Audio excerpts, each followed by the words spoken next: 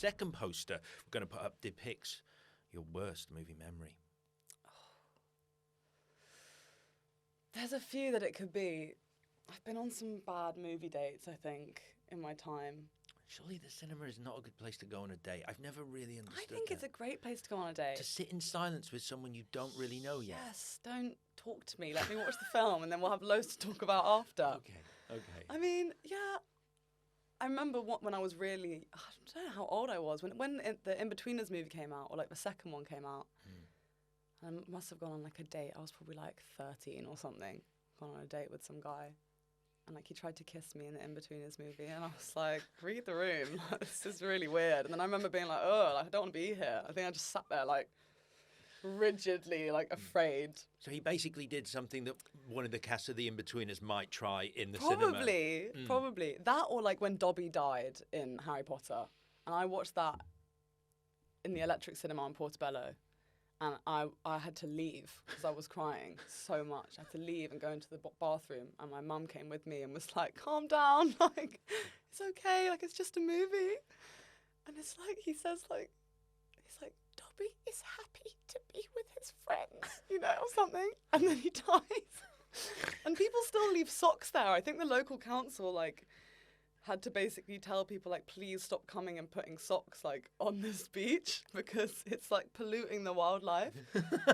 Like, we find socks everywhere. Like, probably the fish are trying to eat them, like, because obviously the sock frees the elf in Harry Potter. You can't be a free elf until your master gives you a sock. Yeah. So that's probably up there. I'll always remember how much I cried during that. It's probably one of the first, like, memories I have of, like, really crying in the cinema. Not knowing how to handle my emotions at all.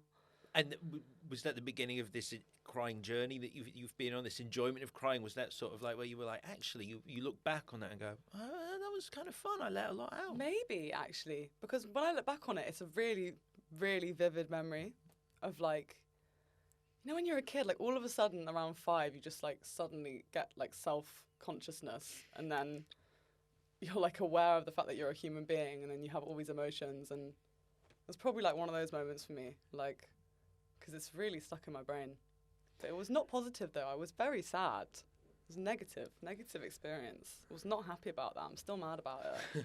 You're mad about Dobby dying? Yes, it was unnecessary. You really believe that? But so here comes a little bit of a test for me to remember which Harry Potter movie poster I'm going to put up. He dies in, I think it's the Deathly Hallows Part 1? I think it is Part 1. I'm going to go with that. Part 2.